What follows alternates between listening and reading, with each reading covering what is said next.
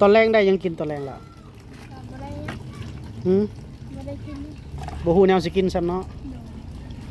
ปกติอยู่เฮือนไผเป็นคนไปหากินน้องเจ้าเองเนาะน้ำนะบ่แม่ซักน้ำเพื่อนให้เข้าอ๋อเด้อคนนี้รับแบกเองนี่ไปไต่ต้นน้องเราเลยเรียกมาคันเรกูที่เรียกนี่ได้รถเข็นแบบนี้ขนาดนี้คอยย่างน้องคอยย่างน้องมันตานี่ได้น้องเข็นค่อยชักก่อนย่างไว้แล้วล่ะย่างคอยมันนักเลยหรือว่าใดยันล่มบ่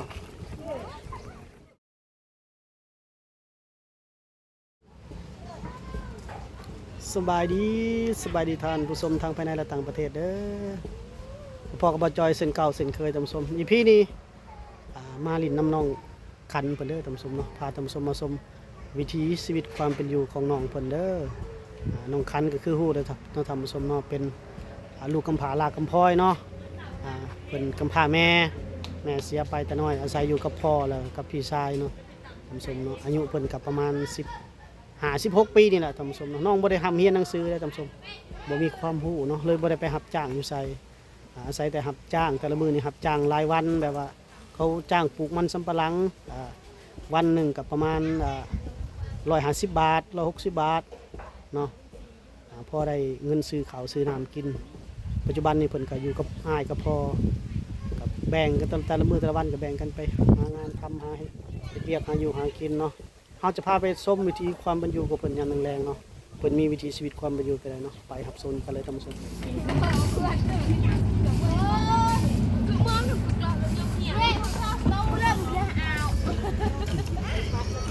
ปิดมาผิดก่อน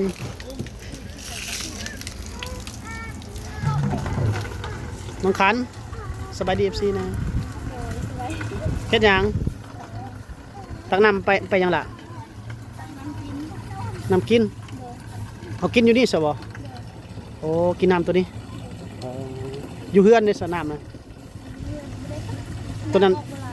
เป็นน้ำยังไงเฮ็ดคือกันเนาะนี่น้ำกินเฮ็ดได้เมื่อใส่เต็มเลยเฮ็ดได้เมื่อแบกเอาโอ้โหดเกินบ่มีล่อบ่ล่อเข็นบ่มีบ่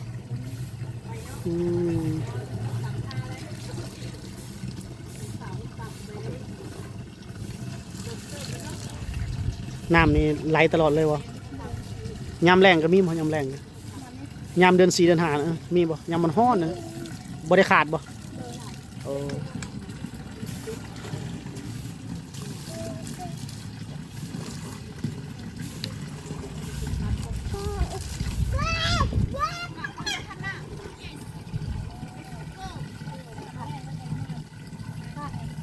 ตอนนั้นก็ตำเข่าตอนนี้ยามแรงมาในหมู่บ้านน้องแดงท่านผู้ชมเนาะวิถีของคนลาวในชนบทแหละท่านผู้ชมหนึ่งและเข่ามาเนี่ยไม่ได้มาเข่าเฮ็ดยังกินซะไม่ได้เฮ็ดยังโอ้โหกินข้าวเย็นบ่คนโบราณเนาะหนึ่งแสดงว่าแต่ละมื้อนี่หนึ่งแต่ตอนเช้าต้องเถียงกันนึงจังกันเลยโอ้ถ้าเอามาเข้าบ่ลายตอนเช้า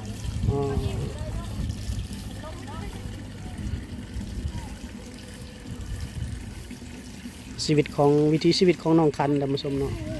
สาวน้อยกำพร้าแม่เด้อเพิ่นอยู่กับพ่อแม่เพิ่นเสียชีวิตตั้งแต่เด็ก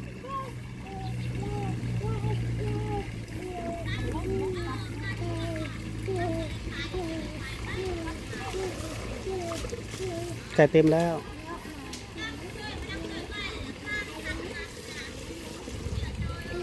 เป็นน้ำลิ้นของหมู่บ้านไหลมาจากภูเขาไปเลยท่านผู้ชมเนาะชาวบ้านเพิ่นไปต่อมาจากภูตะพาไปเลยแล้วก็ลิ้นตลอดแรงตลอดฝนเนาะเต็มแล้ว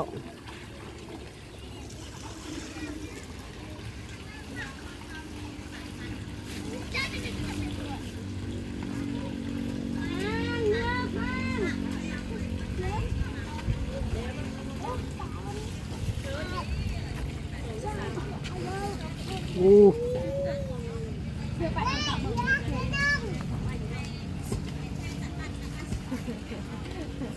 คอยยางค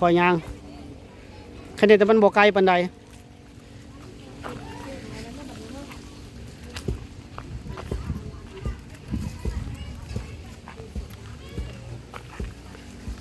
น้ำกินเพิ่นว่าสมว่าน้ำใส่นั่นมันจะมีน้ำดินมาหอดเฮือนอยู่นี่น้ำกิน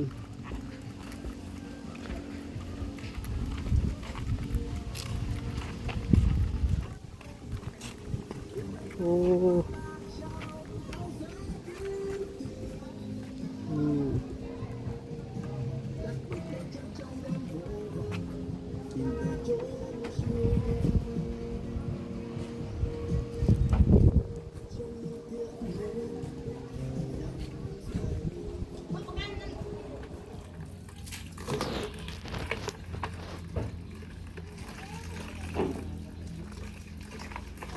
บ่อนี้มันน้ำใสทำสมบ่ค่อยกินน้ำอยู่นี่เพิ่นบ่ค่อยเอามากินดอกส่วนหลายไว้นึ่งข้าวเนาะแต่ก็ถือว่าโชคดีอยู่น้ำมาหอดเฮือนเลยตอนนี้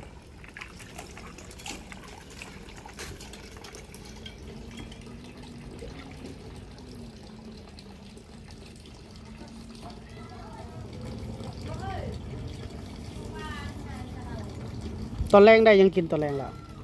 บ่ได้ หืม บ่ได้กิน บ่ฮู้แนวสิกินซ้ำเนาะปกติอยู่เฮือนไผเป็นคนไปหากิน น้อง เจ้าเองเนาะโอ้ไปหากินประเภทได้เจ้าไปหาล่ะ หาหน่อไม้แหละก็ไปซ่อน หน่อไม้ไปสอนเนาะ เด้อ ประเภทนี้เนาะได้หาคู่มือบ่ กับคู่มือนี่ เนาะเฮาบ่มีแนวกินนะต้องได้ไปหาคู่มือ โดย ถ้ามื้อใดเฮาไปรับจ้างแม่นมื้อนั้นบ่ได้ไปหากินแล้วเนาะ โดย เฮ็ดได้ซะจังเอาเงินที่ได้รับจ้างไปซื้อกินเอา ซื้อมีเอา อ่าซื้อมีมาต้มกินเอา โดย ซื้อมาม่าครับผู้ชมเนาะปลากระป๋องเนาะ โดย มากินแรง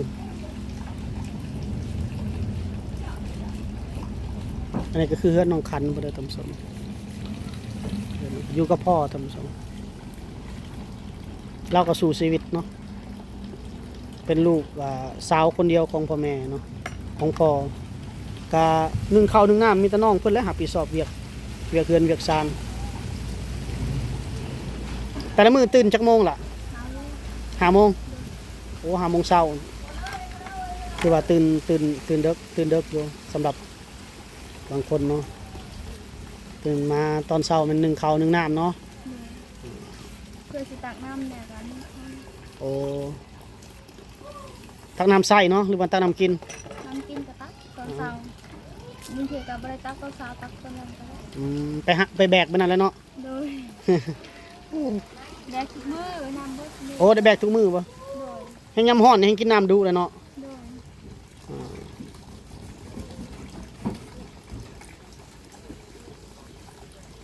น้องคันแม่นบ่ได้เฮียนเลยได้น้องคันเนาะห้อนห้องบ่ได้เจ้าเฮียน ดูสิ บ่ได้เฮียนเลย เส้นเป็นยังไงออกแล้ว เงินซื้อเสื้อผ้าเงินซื้อนั่นเอามาได้ใช้น่ะล่ะซื้อเครื่องนุ่งเฮาเนี่ยเสริมสวยเฮานี่นะ กะเงินเขารับจ้างได้ อ่าก ะซื้ออยากซื้อ พอได้มาซื้อเครื่องนุ่งเนาะ โดย ส่วนหนึ่งก็แบ่งไว้ซื้อกินซื้อข้าว โดย ให้นี่บ่ได้เฮ็ดเลยบ่เจ้า บ่มีดินให้ บ่มีดินเฮ็ดเลยบ่มีแต่รับจ้างไปวันๆเนาะ โดย กับพ่อกับอ้ายแบ่งกันไปเนาะอ้ายก็ไปหาเงินของอ้ายแม่นบ่ โดย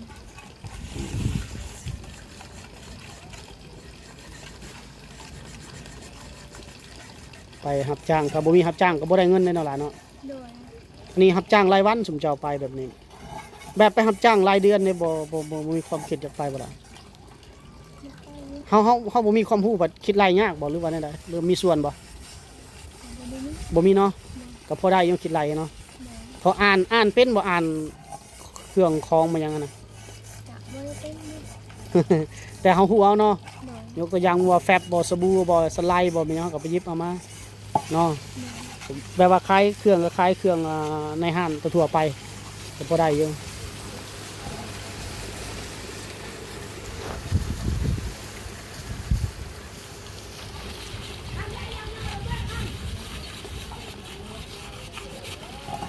ลำบากชีวิตน้องกันเนาะ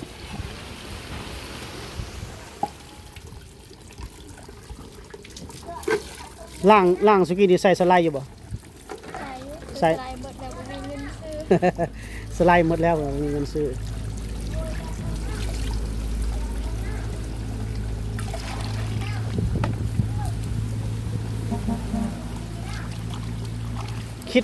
คิดว่าชีวิตตัวเองตอนนี้ลำบากบ่ ก็ลำบาก ลำบากเนาะลำบากอยู่หาเสากินคำเลย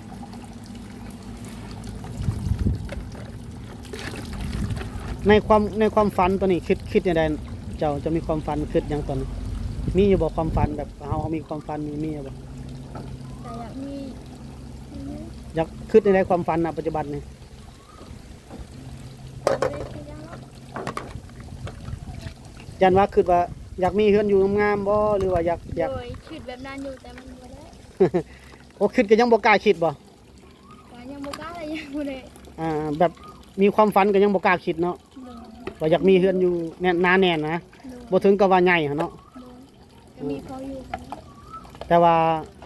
บ่กล้าเฮาคิดเนาะ โดย เพราะมันบ่มีทางสิเป็นไปได้เลยเนาะ โดย แม่นบ่ โดย ตามอ้ายเว้านี่แหละ โดย เพราะว่าน้องบ่กล้าคิดโอ้เฮาสิมีเฮือนอยู่งามๆหนาแน่นบ่ ก็คิดอยู่อยากได้ เออ บ่กล้าหรอกบ่กล้าว่าบ่กล้าเว้าบ่กล้าฝันเลยเนาะ โดย เพราะว่ามันต้องใช้เม็ดเงินหลายเนาะเฮือน โดย ถึงมันจะลังน้อยก็ตามแต่ว่ามันต้องได้ใช้เม็ดเงินแล้วณปัจจุบันนี้บ่ต่ำกว่า100,000 บาทแหละเฮ็ดเฮือน ก็อยากได้อยู่เพราะว่าเพื่อน ทุกคนนะเนาะ โดย แต่บ่กล้าหัดฝันเด้คุณผู้ชมเนาะแต่ที่จริงต้องมีความคิดความฝันไว้แล้วล่ะหลายเอาฝันไว้ก็ดีถึงสิบ่เป็นจริงก็ต้องอยู่ด้วยความฝันเด้เราต้องมีความหวังเนาะบ่มีหยังที่เป็นไปบ่ได้ดอก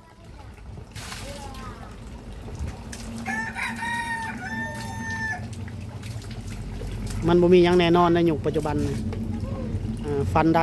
ได้ก็สำเร็จได้คือกันฝันแล้วก็ต้องลงมือเฮ็ดนั่นล่ะมันต้องมีอายกันนะแต่ก่อนอายยังบ่ได้คิดได้ว่าสิมาเป็นยูทูบเบอร์ไปเนี่ยแต่เมื่ออายมีความฝันแล้วอายลงมือเฮ็ด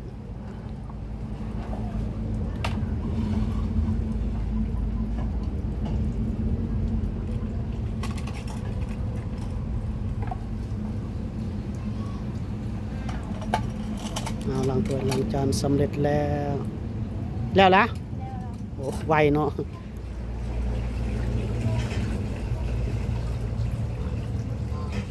ตักน้ำมันมีอยู่พวกตอนแรกมื้ออื่นก็ตอนเช้าก็ เพชรยังต่อบันนี้นะไปตักน้ำกินอีกไปแบกน้ำกินอีกเนาะ2 ตุกตักไว้แล้ว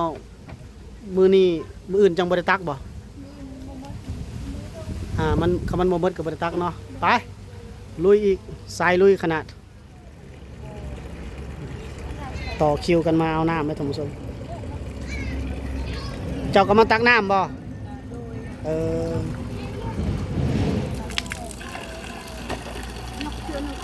ยกซอยได้พุ่นน่ะ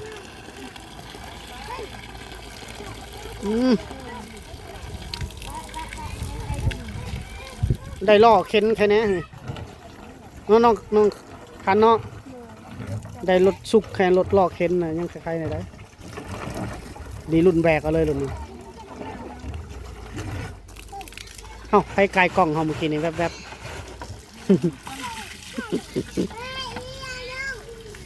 ทางนี้มันมีโป้อันน้ำมอมสบายดี FC ก่อนละ สบายดี ตำข้าวแล้วแหละ แล้ว โอ้เหือแตกเหือแตนเนาะ นี่ก็คือได้ชิมสิ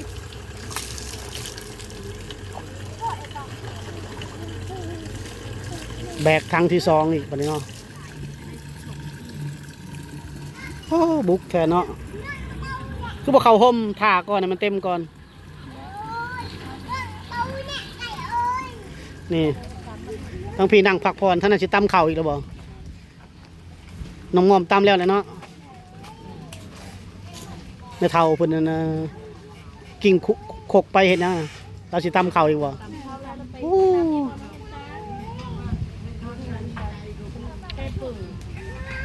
อันน้องคันปีนหน้ามาพี่ได้อน้องคัน น้ำกัน ไปทางใดแหละนี่ อ๋อมุมนี้ก็สวยเนาะสวยเนาะใส่เสื้อดำนี่มันคนอกหักได้อายจอยว่าเด้อ ไม่น้อยนิ่งเลยเหรอ แม่นบ่อกหักบ่หรือบ่ได้อกหัก เดี๋ยวค่ะ มาทาน้ำเต็มก่อนน้ำส้มเต็มแล้วก็แบกไปแล้วโอ้ยนี่มีรถเข็นคือทั้งพี่เขาเนี่ย อย่าอันออกน้ำเต็มเลย มียังน้องหมอมมาซุบซิบอยู่พี่เด้อโอ้ อ้าวหมูคันเต็มแล้ว ตักไปทางน้ำนะบอกแม่ตักในน้ำเพื่อนให้เข้า อ๋อเจ้าคนนี้เราแบกเองนี่ไปไต่ต้นน้องเราเลย เรียกมาคันเรกูเรียก นี่ได้รถเข็นแบบนี้ขนาดนี้โอ้คอยย่างน้องคอยย่าง น้องมันตานี่ได้น้องเข็มเขาชักก่อน ย่างไว้แล้วล่ะย่างคอยมันนักเลยหรือว่าใดยันล่มบ่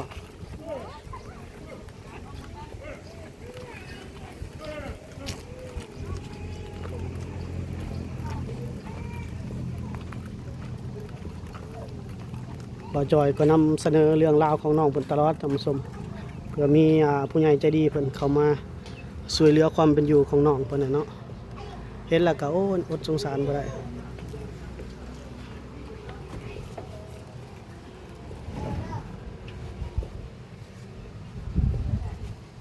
แล้วบาดนี้ยับเข้ามาโอ้เมื่อยเติบเนาะ แต่กระบอกว่าเคยแบกนะครั้งแรกที่น้องแบกโอ้โคตรเหมือนนักกันนะพ่อ 20 ลิตรประมาณ50 เมตรย่างมาเนาะก็นักเติบแล้วเนาะ20 ลิตรโอ้แห้งผู้ชายก็ยกอันนั้นเติบแล้วหาจอยยกบ่ได้คือซั่นน่ะจอยแบกให้เองเนาะเจ็บหลังหาก็ไปกวดหาก็ไปรักษามานี่ก็หมดไป2,000 กว่าบาทมั้งประมาณ 3,000 นี่แหละไปฝังเข็มเจ็บหลังมา ถ้าเบิ่งใน Facebook เห็นดอกไอ้ลงไอ้ยกของหนักบ่ได้เลยช่วงนี้กำลังกินยาอยู่แต่ว่าแบกแทนบ่ได้ช่วงนี้เห็นใจอยู่ดอกจะได้ก็สู้ๆเพราะว่าคนสู้ชีวิตอยู่แล้วเนาะเอาให้คนเฮ็ดเวียกหนักทำงานหนักสู้ชีวิตอยู่แล้วเอาไปขึ้นมันรับจ้างเอามันขึ้นมันสำปะหลังขึ้นรถนี่ก็หนักเลยเนาะเฮ็ดของเขาเอาให้รถหนึงก็ บางทีเขาไปขึ้นบ้านเขาบางทีเขาก็แบกพร้อม แบกพร้อมเนาะ ตอนนั้นน้องแบกทางคนตกพร้อม อ๋อ ฝนอยากไกลกว่านี้อีกเขาแบก มันส่วนเขามันกว้างเนาะรถเข้าบ่ถึงเนาะ โดยคนเด็ก รถเข้าบ่ถึงเขาก็ให้คนเฮาแบกไป โดย อ่า ก็ไกลดิ ไกลบ่ โดย โอ้ เขาแบกจนหดทางรถดู ถือว่าหนักสุดแล้วบัดนั้นเนาะ โดย ประทับจ้างหมู่เด้ ทาง เฮา นักกระบอกไปได้แน่แกทางคนยานพาราที่ไกล โอ้ฝนตกเนาะ โดย อ่า เหตุมันลำบาก ฝนตกพุ่นนั่นน่ะคือว่าแล้วรับจ้างแบบนี้แหละเฮาสู่งานสู่นะเฮาเด้แต่ว่ารายได้ก็เอามาจุนเจือในเฮือนนั้นเนาะแบ่งไว้ซื้อข้าวแน่เอาไว้เสริมสวยตัวเองแน่ซื้อเสื้อผ้าแน่เป็นผู้สาวเด้ท่านผู้ชมเนาะสาวงามบ้านป่าสาวลาวในชนบทเนาะสาวน้อยสู่ชีวิตเพิ่นก็น่าสงสารแหละชีวิตเราก็ท่านผู้ชมคือบ่จอยว่านั่นแหละแม่ก็บ่ได้อยู่แล้วอยู่กับพ่อกับพี่ชายก็น้องเพิ่นก็เปรียบเสมือนเสาหลักอันหนึ่งของครอบครัวเสาหนึ่งแหละท่านผู้ชมเนาะเพราะว่าน้องคันเพิ่นนี่แต่งอยู่แต่งกินนึ่งข้าวนึ่งน้ำให้พ่อให้อ้ายเด้ถือว่ากิจกรรมประจำวันตื่นมาเนี่ยเพิ่นเป็นผู้หญิงบ่ต้องมาเฮ็ดอยู่เฮ็ดกินแล้วเนาะนึ่งข้าวนึ่งน้ำก็มีแนวกินเนาะเฮ็ดเวียกให้พ่อให้แม่แล้วก็ต่างคนก็ต่างไปเนาะผู้ใดมีเวียกไปเฮ็ดหยังก็ไป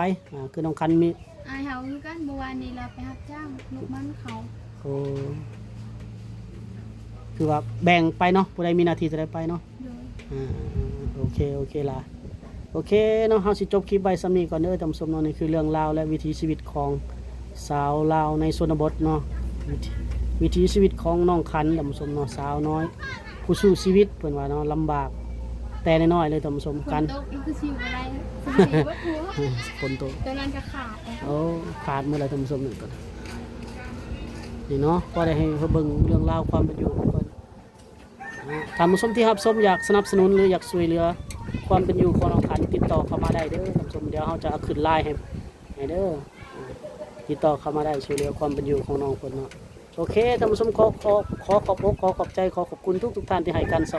รับชมแล้วก็กดไลค์กดแชร์ทุกท่านเด้อร่ำรวยหมดทุกคนพบกันใหม่ในอีพีหน้าสำหรับอีพีนี้สบายดี ดี